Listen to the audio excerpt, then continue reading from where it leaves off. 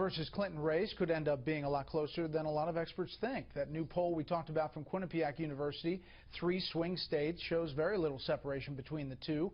Clinton leads by 1 percentage point in Florida and Pennsylvania. Trump is up 4 in Ohio. Let's talk more about the race. Florida Congresswoman Debbie Wasserman Schultz is chair of the Democratic National Committee. Thank you for being here. You're welcome, Brett. First, your reaction to tonight. West Virginia, clearly Bernie Sanders is making a race of this still. Can he win the Democratic nomination?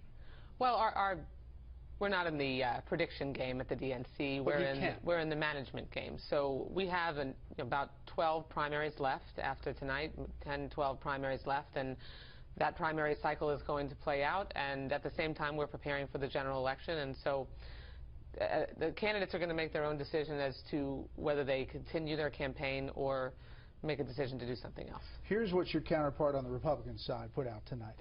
It is nothing short of embarrassing that Hillary Clinton has now been defeated 20 times by a 74-year-old socialist from Vermont, and for the second straight week lost a state she carried in 2008. Setbacks like this late into the primary calendar show her long track record of dishonesty, and her hypocrisy continues to alienate large swaths of Democrat voters. Whether it's her vows to decimate the coal industry, the FBI's investigation into her reckless conduct as Secretary of State, or her support for a left-wing majority on the Supreme Court, Hillary Clinton has shown she is incapable of delivering the leadership our country desperately needs. Your response to Chairman Reince Priebus. My good friend Reince, a little projection in his statement tonight. Talk about embarrassing.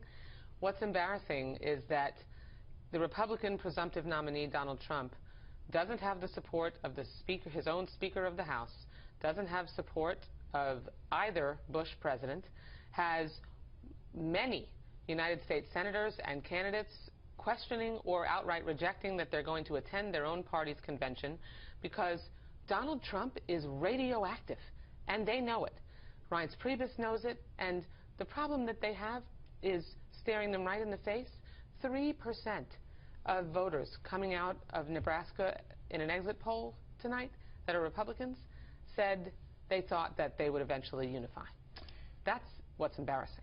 Will you look at those Quinnipiac numbers, though, and those are swing states. Are you surprised by how well Donald Trump's doing?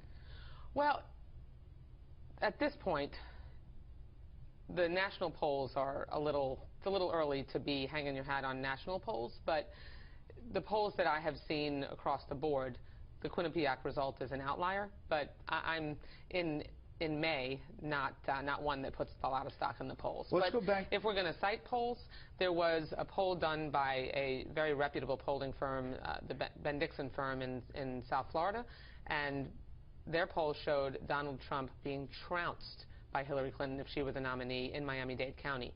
If the Republican nominee doesn't get something on the order of 40% of the vote in the Hispanic vote in Miami-Dade County, they're done. Let's go back to your race. Bernie Sanders says the deck is outrageously stacked against his campaign, and he points to key committees in the convention that he's not been able to get people on. Is that a fair criticism of the DNC and how the convention is lining up in Philadelphia? No, not in the least. Unfortunately, Senator Sanders in his campaign has a fundamental misunderstanding of the way we appoint our standing committee assignments.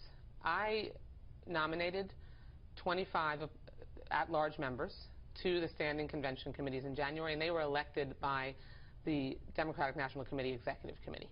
The remaining 167 members of each standing committee are divided based on the statewide vote that has been won by each candidate. So the overwhelming majority of the remaining members of these standing committees is actually appointed by the candidates themselves based on the statewide vote they've earned.